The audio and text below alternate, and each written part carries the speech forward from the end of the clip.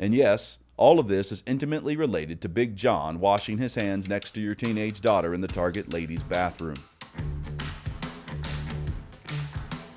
Surely you have noticed, given the rainbow-laden mayonnaise in your local grocery store, that Pride Month is upon us. We have decided to spice things up a bit here in New Sodom in order to hasten the judgment. So churches, schools, governments, car lots, and the like are decked to the gills in God's covenant sign to symbolize our debauchery. This parade of ungodliness is certainly most unwelcome, but at the same time, the June festivities are a gift from God. He is giving us an opportunity to see what is really going on around here, and we desperately need to get a grip on the situation. You can find people making the point that the LGBT community is overrepresented in the public square in politics. The reasoning goes that there are only a small amount of people who really want to live an LGBT lifestyle, but like the Mormons in Idaho politics, they punch way above their weight in the civil sphere. I take no issue with someone making this point, but I want to make another one, which runs in a different direction.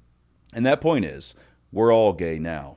While there may still only be a minority who actually want to sleep with someone of their same sex, or pretend to be the opposite sex, Americans far and wide hold to gay presuppositions, a gay worldview, and live a gay life.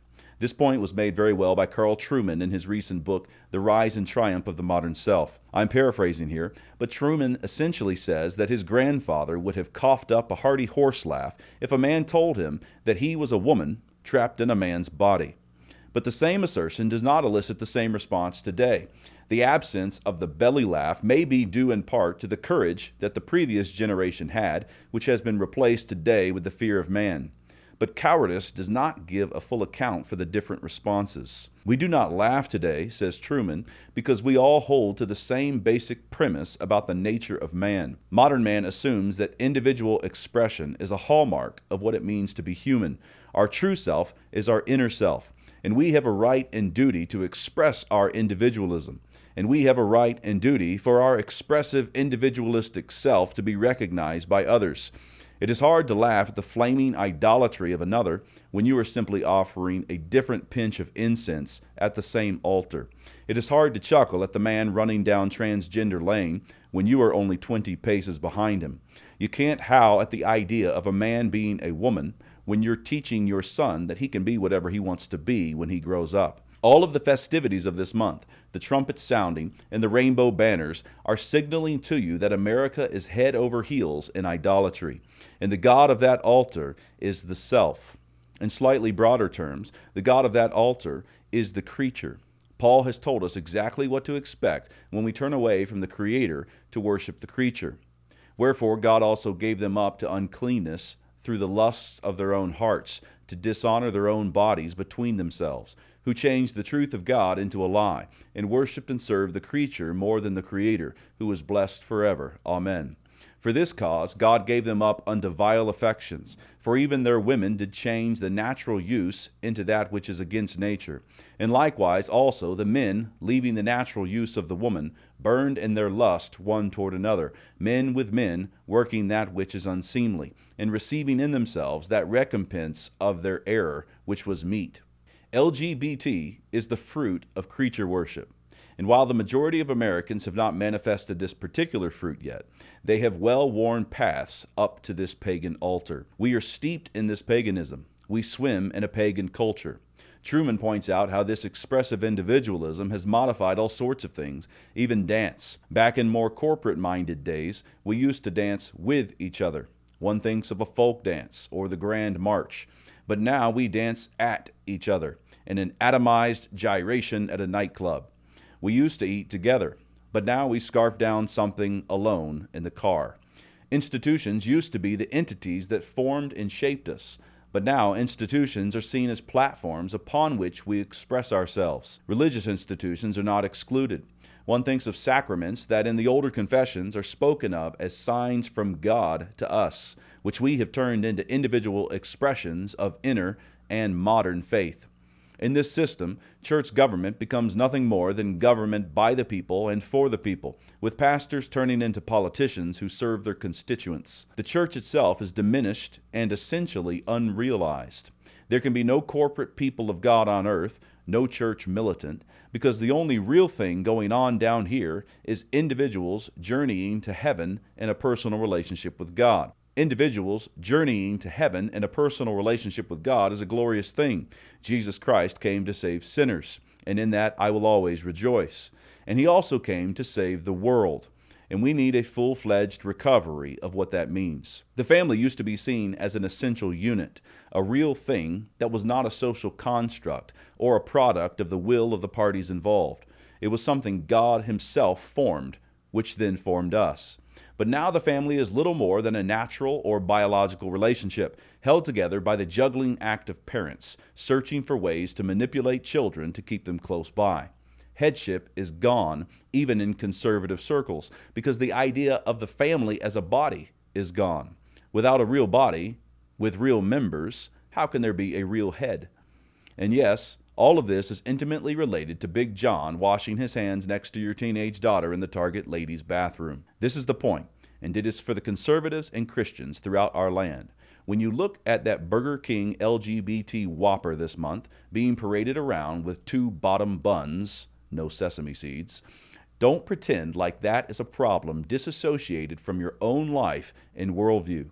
If you're still asking, where did this come from? How in the world? Who could do this? Then you are way behind and likely swimming in the very ethos to which you're objecting. Americans from sea to shining sea decided to leave it to their kids to grow up and determine what they are, long before the LGBT community demanded that they do so. Paganism begets LGBT, and America has been toying with paganism for more than a few decades. The play being run on us is no joke. The Gay Liberation Manifesto of 1971 said, "Equality is never going to be enough. What is needed is a total social revolution, a complete reordering of civilization, including society's most basic institution, the patriarchal society." And then there is Kate Millett's infamous call and response meetings from the second wave of feminism. "Why are we here today?" the leader asked. "To make revolution." What kind of revolution? The cultural revolution. And how do we make cultural revolution? By destroying the American family. How do we destroy the family? By destroying the American patriarch. And how do we destroy the American patriarch? By taking away his power. How do we do that? By destroying monogamy. How can we destroy monogamy? By promoting promiscuity, eroticism, prostitution, and homosexuality. The bitter pill to swallow is that we gave up on the patriarchal society long before the rise of LGBT Pride Month. The Cultural Revolution is now the conservative standard operating procedure. The paganism now feels normal, but we still think that the transgender baby dolls are a bit much. Let's just stick with gender neutral for now. Keep it mainstream, you know. Up, get you out. Many evangelicals, seeing and lamenting the sexual perversion being celebrated around every corner, still pull their best Lot's sons-in-law when they hear exhortations like the ones I've given above. And Lot went out, and spake unto his sons-in-law, which married his daughters, and said, Up, get you out of this place, for the Lord will destroy this city. But he seemed as one that mocked unto his sons-in-law. Genesis chapter 19, verse 14. Surely God will only judge those who attend the gay pride parade, says the run-of-the-mill evangelical. Surely the spirit of Sodom is not in me. But I repeat, up, get you out of this place. The rainbow flag you cannot avoid this month is a sign to you of an aroma that you breathe in every day of the year, and you must flee up to the mountains, and half measures won't do. You opt your child out of the sex education class at your local government high school. The sex curriculum is gay, you say. Yes, but you have left your child in the science class, and it is gay too. I'm not recommending that you flee to a physical monastery. You do need a Christian community that understands the times, but I'm not an advocate for hiding in the catacombs at this hour. I am, however, saying that the Christian church in America needs a theological, ideological, and cultural reconstruction, and the demolition job has to cover the whole property and run all the way down to the foundations. This recon will need entirely different contractors than the ones who built our current evangelical ghetto, but that is a story for a different day. For now, up, get you out of this place, and remember Lot's wife. Thanks for watching. I wanted to make sure to let you know that Season 4 of Man Rampant is here. For the next few weeks, we'll be posting clips on the Canon Press YouTube channel, but the full interviews are only available on Canon Plus. Check it out at mycanonplus.com/manrampant. And if you haven't joined up yet, you can get your first month for just 99 cents by using promo code MR99.